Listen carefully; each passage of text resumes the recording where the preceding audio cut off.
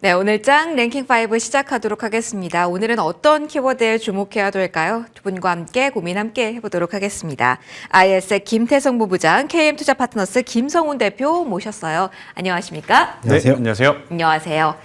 지수의 빨간불, 그러나 생각할 고민거리가 많은 금요일 오후 지나가고 있습니다. 랭킹 하나씩 열어보도록 하죠. 첫 번째 순위 먼저 확인합니다. 한미 정상회담을 키워드로 잡아봤습니다. 아무래도 조방 원 쪽에서 다시 한번 힘을 얻을지 지금의 빨간불을 어떻게 해석해야 될지 이 부분이 가장 궁금하실 것 같습니다. 김태성 본부장님께 먼저 질문을 드릴게요. 큰 틀 먼저 잡고 가죠. 어제부터 조선 방산 원전을 필두로 한 주도주에 힘이 실리고 있습니다. 중요한 건 25일 기점으로도 이러한 흐름이 이어질지 하반기도 여기가 선택지일지 그런 힌트들이 나오는지 이게 가장 궁금하거든요. 네. 신호들 나오고 있나요? 일단은 신호가 나온다기보다는 선반영이 돼서 기대감이 먼저 좀 반영이 되면서 주가의 움직임이 더 강하게 오늘 탄력을 받고 있는 것 같고요. 조선은 조선 나름대로 뭐 수주잔고라든지 명분이 있는 상황이긴 하지만 MRO를 포함해서 또 이제 한미 정상회담에 따른 기대감에 움직이는 종목군들이 굉장히 많아 보이는 상황. 이 원전 같은 경우에는 최근에 노이즈들을 말끔하게 해소시킨 상황이지만 주가적인 측면에서는 BHI라고 하는 기업을 제외하고는 하락의 어떤 되돌림은 나왔지만 그 이상의 시세를 기대하기란 현실적인 어려움이 좀 있다는 저는 시기적인 문제도 있어요. 일단 방산 같은 경우에는 제가 상반기 내내 시세가 나올 때 상반기는 아니고 이제 2분기 들어오면서부터 일정 부분 이제는 좀 비중을 축소하신 게 맞다는 이야기를 드렸는데 또 방산도 우리나라가 잘하는 산업 중에 하나임이 분명하다 보니 이번 한미 정상회담을 통해서 뭔가 메리트가 좀 생기지 않겠는가라는 기대감이 있습니다. 근데 이제 타이밍적인 부분을 고려를 해보면 저는 방산주를 좋게 안 본다기보단 러시아 우크라이나에 대한 종전이라든지 어떤 그 뒷마무리가 되게 되면 센티멘탈 쪽으로 약간의 수급 하락 파동은 좀 있을 가능성이 높다는 생각이 들어요. 그래서 방산 쪽은 저는 여전히 좀 기다리셔야 되는 게 맞을 것 같고 두산 에너빌리티만큼은 비중을 조금이라도 줄이시면서라도 들어가신 게 맞고 조선은 원래 기조 그대로 저는 계속 보시는 게 맞지 않겠는가라는 의견 드리겠습니다. 그럼 단기적으로 이 이슈 구간을 활용하고 싶으신 부분은 어떻게 지금 할지 전략적으로 조언을 주신다면요. 사실 마스가와 제2의 마스가가 원전과 조선이잖아요. 뭐 길게 보면 기회 요인들이 있겠지만 단기적으로 본다면 어느 쪽에 우위를 두고 전략에 대해서 조금 더 촘촘히 짜야 되는 걸까요? 일단 한미 정상회담에서 현재 가장 수혜를 받아볼 가능성이 높은 쪽은 오히려 방산으로 보여집니다. 아, 오히려 방산이요? 원전 조선이 아니라? 네, 하나에어로스페이스라든지 현대로템이 더 이상 이제 밀리면 안 되는 구간, 그러니까 밀리면 안 되는 구간이 이제 심리적으로 프로그램 쪽으로 만약 이탈이 되게 되면 매도 물량이 나올 수 있을 법한 위치에서 기가 막히게 지금 또 되돌림이 나왔거든요. 네. 그렇게 되면 또 많은 투자자분들이 원전은 원전대로 좀 불편하고 조선은 지금 너무 조정 없이 올라가니까 사기에 좀 부담스럽고 그러면 최근에 가장 세계 중에 조정이 좀 깊고 길었던 방산 쪽으로 가는 게 맞겠다라는 투자 심리가 좀 모이고 있는 것 같아서 오히려 단기적으로는 한번 시세를 내뿜을 수 있는 것은 방산이고 본격적으로 담아내시려면 제가 앞서 이야기 드린 대로 러시아 우크라이나에 대한 어떤 결과치가 다 마무리가 된 다음에 그때는 다시 한번 중장기에 가치 투자를 하신 분들도 들어오셔도 괜찮다라는 의견을 드려보도록 하겠습니다. 어찌됐든 단기적으로든 아니면 중장기 투자로 보든 메리트가 있는 섹터임은 분명한 것 같습니다. 그럼 김성윤 대표님과도 이야기해보죠. 대표님의 시각은 어떠십니까? 이 정상회담 전후로 조방원 가운데 단기적으로 가장 봐야 될 만한 위치적으로 주목할 만한 쪽이 있다면 대표님은 어디를 보실까요? 핵심은 조선이죠, 당연히. 근데 이제 원전 같은 경우는 앞으로 성장할 유망한 그런 큰 틀의 규모가 워낙에 큰 섹터이고 근데 이제 이 원전은 이미 좀 낙폭을 리커버리를 생각보다 좀 빠르게 했고 규모가 워낙 크게 낙폭을 주었는데 그럼에도 불구하고 빠르게 낙폭을 리커버리를 했고 그래서 일단 다음 주로 넘어가면은 원전에 대한 이 전략 부분에 대해서는 사실 조금 쉬어갈 수도 있다라는 말씀을 좀 드려보고 싶고 핵심은 조선에 대한 이 LNG 프로젝트가 사실상 원래 세론으로 작용을 할 수도 있다라는 시장에서 의견들이 많았는데 일단 뭐 한 1주, 2주 정도 보면은 조선주들은 고점에서 이미 조정폭을 한 20% 받았다가 이제 좀 리커버리를 한 상황에서 사실상 원래는 이제 25일 전후로 해서 조선주들이 신고가 랠리를 계속 보였다면 당연히 세론으로 작용할 거지만 지금은 세론보다는 오히려 정고점을 돌파할 가능성들이 풍부하게 열려 있는 그런 프로젝트들이 좀 남아 있다. 그리고 LNG 관련돼서는 1월부터 7월까지 수주 글로벌리 이제 발주 관련돼서는 사실 작년보다 한 7분의 1 가량 발주가 줄었다는 소식들 아마 다 이제 이 기사를 통해서 알아주셨을 텐데 하반기로 들어갈수록 카타르 수주의 이 발주 대량 발주에 대한 모멘텀들이 일부 있기 때문에 사실 종목별로 저는 이제 우리가 선택지를 좀 이제 좁혀야 되겠지만은 뭐 LNG 관련돼서 기자재라든지 동성화인텍 뭐 한국카본 이런 종목들은 2분기 성장에 대해서 컨센보다 보통 30% 이상 상회한 종목들이 네. 굉장히 많거든요. 그런 종목들에 관련돼서 LNG와 특화된 종목들 그리고 앞서서도 뭐 일단 26일 날 이제 이 방미 관련돼서도 이 필리조선소 방문도 남아 있잖아요. 그래서 네. 이 방산하고 만약에 조선을 같이 본다면은 뭐 하나시스템 같은 종목들도 굉장히 좋은 선택지라고 볼 수가 있을 것 같습니다. 트럼프 대통령이 필리 조선소 일정에 동행하지 않더라도 모멘텀은 유효하다라고 정의를 해도 될까요? 그렇죠. 이제 필리조선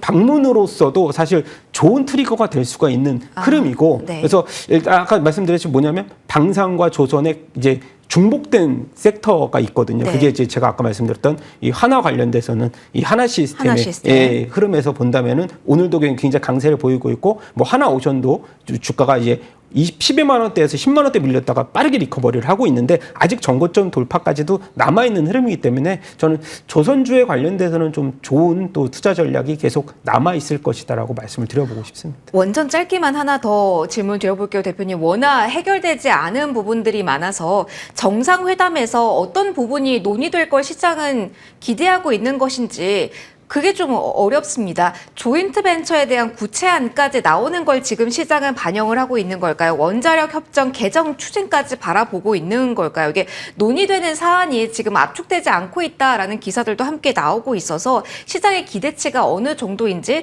원자는 워낙 노이즈가 많다 보니까 대표님의 시각으로 좀 정리해 주시면 좋을 것 같아요. 좀 억울한 면은 개인분들이 이 맞아요. 노이즈에서 갖고 있던 물량들을 줄이시는 분들이 좀 많았거든요. 많으셨어요. 네. 근데 상대적으로 어제 같은 경우 기관들이 그 빈틈을 타서 이 물량을 좀 싸게 매수를 한 격이 있는데 핵심은 저런 것 같아요. SMR의 설계 쪽에서는 당연히 웨스팅하우스나 이제 뉴스케일 파워, 뭐 이게 SMR로 딱 국한됐을 때 뉴스케일 파워지만은 이 시공 쪽으로 갔을 때는 우리나라를 배제하고선 이러한 우리가 2050년까지의 뭐 600대가 넘는 글로벌리 미국은 300대지만 그런 것을 혼자 커버를 못하기 때문에 당연히 우리나라한테는 플러스 알파적인 면이 굉장히 많다. 근데 어저께 같은 경우는 한정 기술이 월등하게 급등을 했잖아요. 사실 한국형 원자로 설계해서 그것이 성공한다라고 하면은 또 베네핏을 받을 수 있는 부분도 있고 그래서 여러 가지 모멘텀적으로는 원자력이 상승률로 봤을 때는 올해 시작을 했기 때문에 네. 저는 방산이나 조선은 방산이 좀 오랫동안 2, 3년간의 우리나라 시장을 좀 이끌었다라고 하면 이게 바톤은 원자력에 대한 가능성은 충분히 열려 있다. 그래서 원자력은 조정시마다 매수 관점으로 보는 게 맞을 것 같다라는 생각은 계속 갖고 있습니다. 조정시라고 이야기를 해주셨습니다. 조방원에서 할 이야기가 무척이나 많아요. 다음 걸로 넘어가려고 했다가 김태순 본부장님 단기적으로는 방산 이야기를 해주셔서 그게 자꾸 맴돌아요. 방산에 대해서는 오랜 기간 여러 가지 이슈를 본부장님께서 커버를 해주셔서 하나 더 던져보고 또 조언을 얻도록 하겠습니다. 지정학적 리스크 관점에서 봤을 때 메리트도 보고 계실지 사실 트럼프 대통령이 우크라이나전을 대하는 스탠스가 약간은 또 바뀌면서 재건과 방산 간의 핑퐁의 또 한 번의 지각 변동이거든요. 이 리스크, 이러한 모멘텀이라고 할까요? 그것도 방산주 단기적으로 보시는데 조건 중에 하나였을지.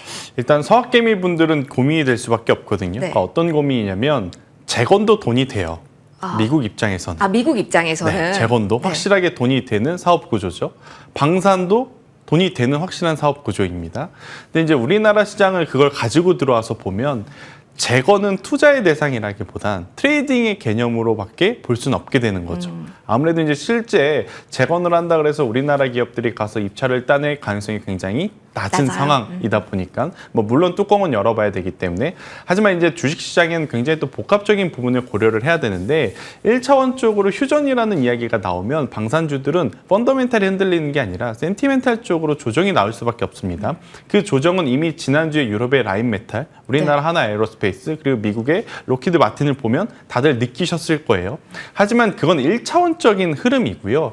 이게 시간이 지나면 지날수록 그때 그 조정은 기회라고 저는 볼 수밖에 없습니다. 아하. 왜냐? 지금 우크라이나 옆에 붙어있는 유럽 국가들은 이번 사태를 보면서 어떤 생각을 할 거냐면 자주 국방이 안 되면 우리도 언젠간 저렇게 될 수도 있겠구나. 그러면 다른 항목들에 대한 비용을 줄이더라도 방위비, 국방비에 대한 비용을 줄일 나라는 한 군데도 없다라는 거죠. 그럼 결국 국방비를 올린다라는 것은 그만큼 이 무기를 사오거나 국방에 대한 투자를 한다는 것을 의미하기 때문에 중장기적으로 갈수록 방산주들은 저는 오히려 매력적으로 볼 수 있다. 이렇게 정리를 한번 드려보도록 하겠습니다. 알겠습니다. 고차원적으로 생각을 해야 되는 부분도 있고 보이는 대로 봐야 되는 부분도 있습니다. 그래서 조방원 좀 골고루 살펴봤습니다.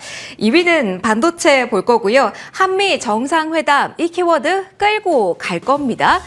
총수들이 대거 동행합니다. 그러면서 반도체의 경우 묶여있는 이슈 먼저 챙겨보려고 합니다. 대표님과 반도체 이야기 시작을 해볼게요. 지분 관련한 이야기가 상당히 시장의 시선을 잡고 있는 이번 주입니다. 대미 투자를 약속하지 않은 기업들은 지분을 제공할 수 있다라는 지적들이 나오고 있고 삼성전자, SK 하이닉스 두 기업 모두 미국에 투자를 진행하고 있지만 현 정부가 아니라 바이든 정부 시절에 약속하고 단행을 시작한 거기 때문에 물음표가 많이 붙어 있습니다. 오늘 나온 코멘트에서도 TSMC 이야기는 나왔지만 삼성전자는 빠져 있고요. 테일러 공장 증설 계획 모멘텀이 그렇다면 나올 가능성이 높아진 건지 대표님.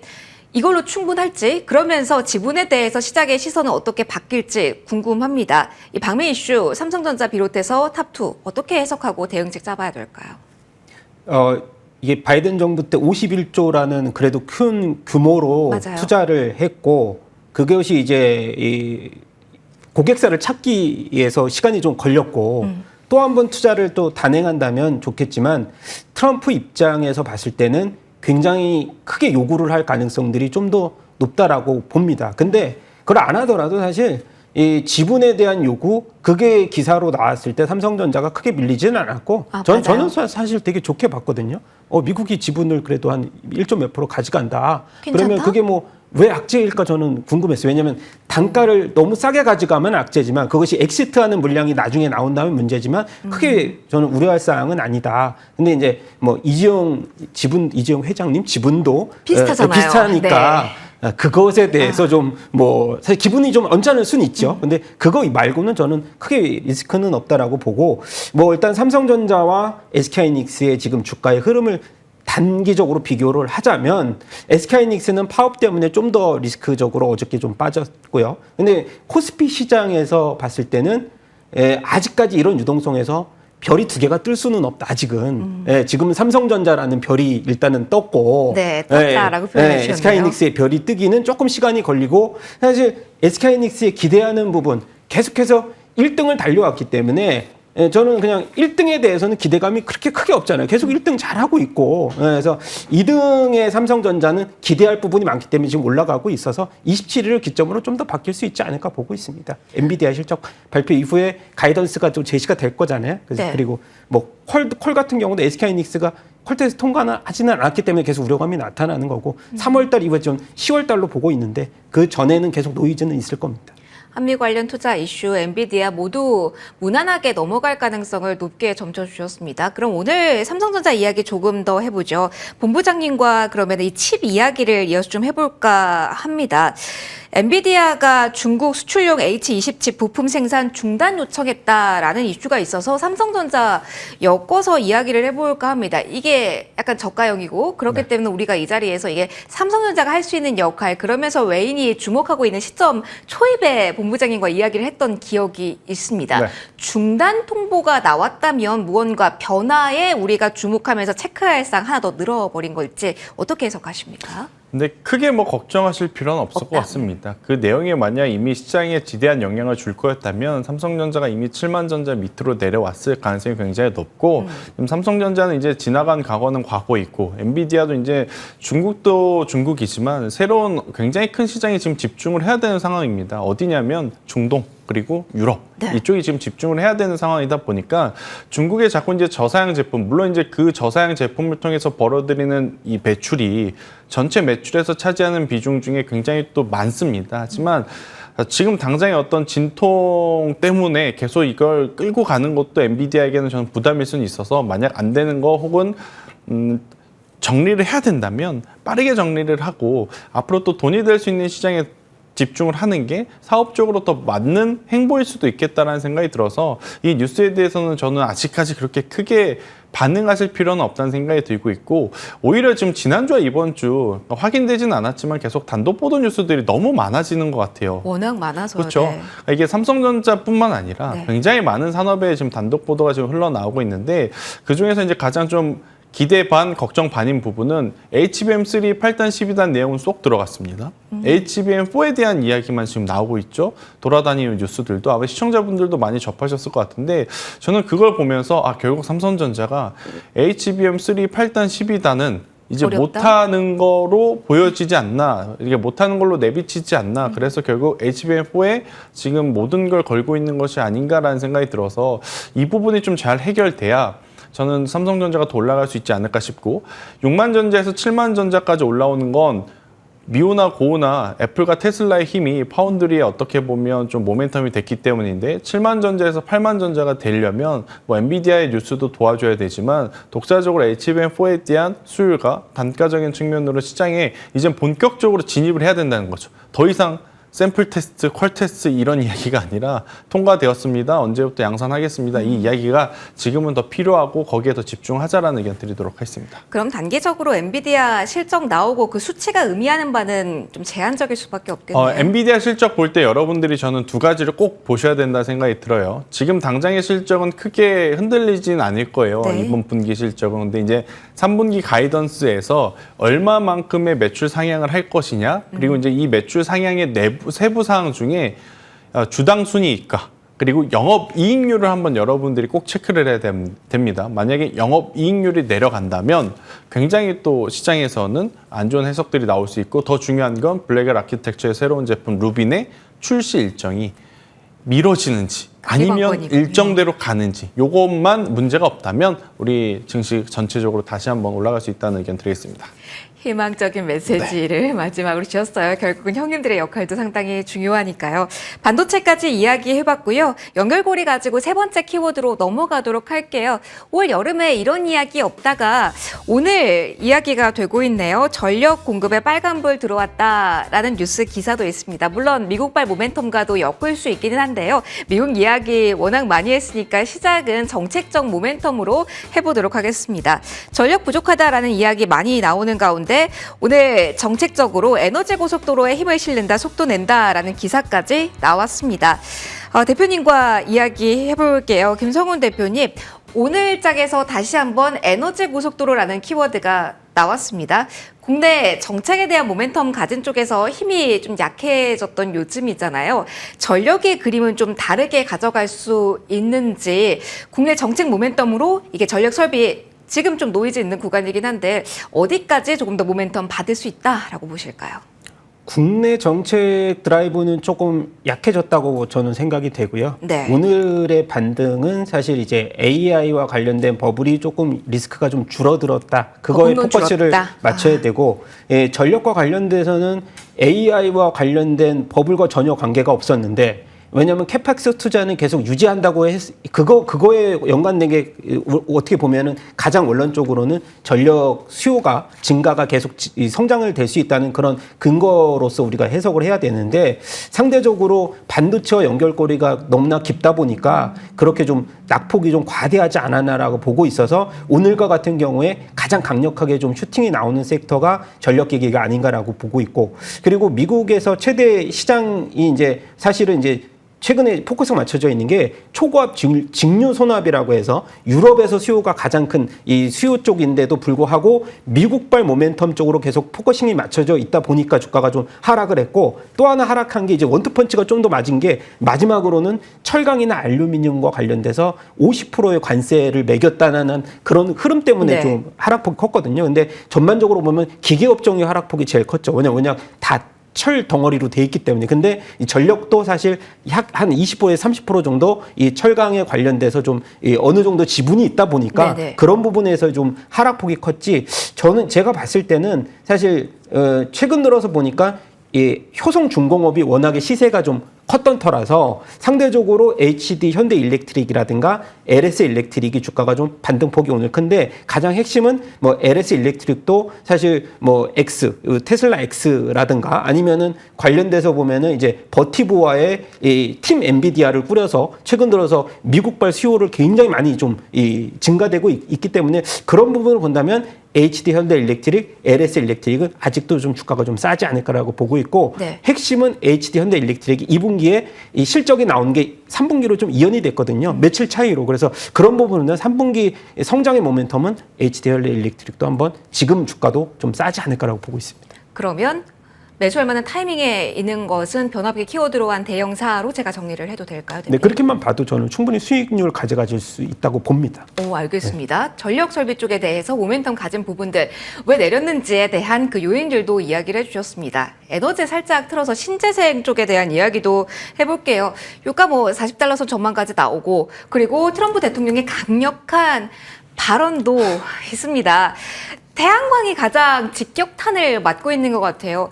정말 얼마 전에 이 리스크가 줄어들었다, 소멸 구간이다라고 위쪽으로 화답했던 게 한 달도 되지 않았습니다. 지난주인가 싶습니다. 그런데 세기의 네. 사기극이다라는 이야기 나옵니다. 이게 정치적 멘트로 봐야 되나요? 국내 관련주 워낙 관련 이슈에 민감하게 움직이니까요. OCI, 하나솔루션의 하락폭이 워낙 크다 보니까 고민이 좀 많으실 것 같아요. 태양광 가능성 높게 보시는 분들도 많으셨을 텐데 이 파급 효과 좀 길어지나요? 더 충격과 깊어지나요? 클 수밖에 없을 것 같습니다. 아. 저도 사실 태양광 쪽에 대해서 긍정적인 뷰를 여러 번 좀 말씀드렸던 투자자로서 굉장히 죄송스러운 마음이 들긴 하지만, 참 폭력은 저도 이해가 가요. 네. 트럼프 입장에서도 굉장히 크게 비용이 들고 또 공사 기간도 길고, 그렇다고 효율성이 지금 가장 좋은 에너지인가? 또 그건 아니거든요.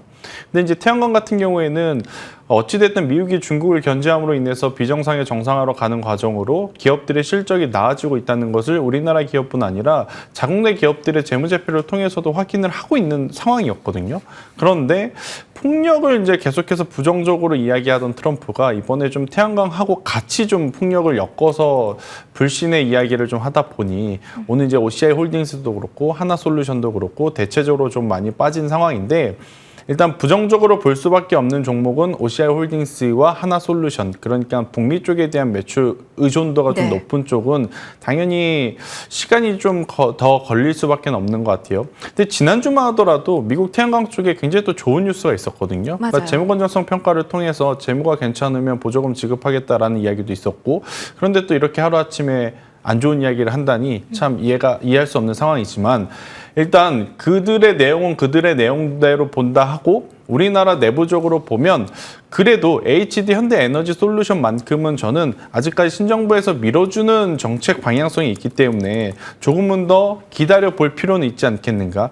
지금 제가 언급드리는 종목군들 중에 다 같이 조정을 받았지만 그래도 가장 조정의 폭이 고점 대비 적은 쪽이 HD 현대에너지 솔루션이 그런 것을 또 방증해주고 있는 상황인 것 같거든요. 네. 그래서 만약 태양광 쪽을 보신다면 OCI 홀딩스 하나솔루션은 시간이 필요하고, 그래도 그나마 짧은 시간 안에 내부 정책적으로 움직일 수 있는 종목은 HD 현대에너지 솔루션 이렇게 압축을 하시는 게 더 맞지 않겠는가라는 의견 드리겠습니다. 결국은 미국 향이 아니라 내수 모멘텀이 살아있는 곳만 보자라는 조언까지 받아봤습니다.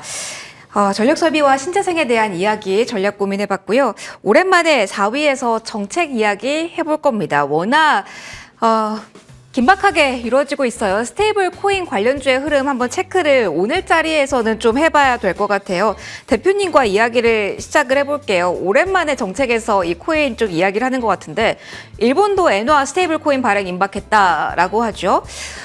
중국도 로드맵 검토 중이다라고 이야기 나오고요.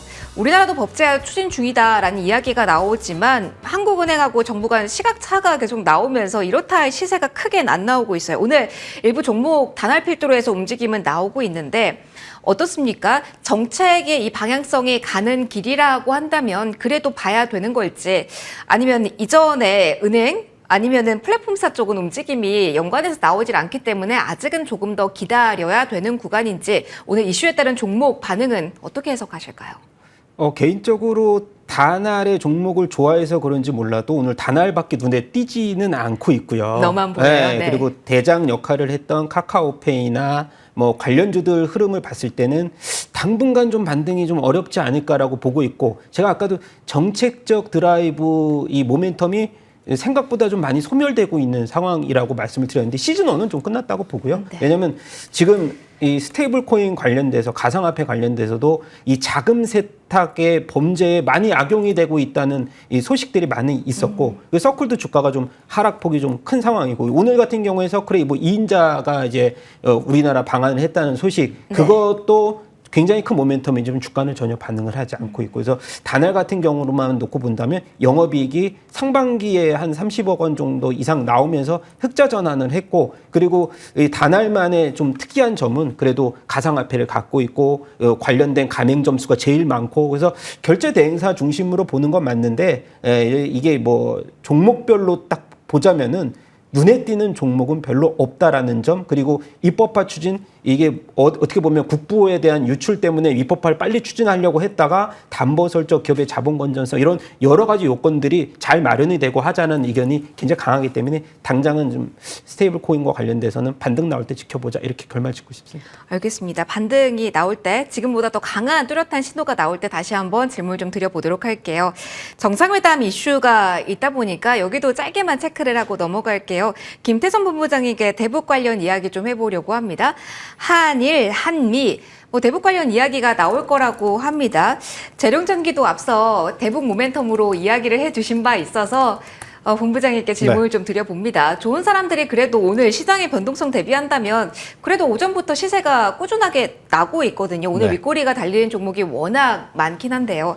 자, 그러면 주 후반 금요일 오후부터 짧게라도 주 초반까지 모멘텀 정도는 활용할 수 있지 않을까라는 고민들 하실 것 같아요. 워낙 정책에 대해서 힘이 전반적으로 약해져서 많이 볼 것이 없는데 대북은 워낙 모멘텀이 강해서 한번 질문 드려봅니다.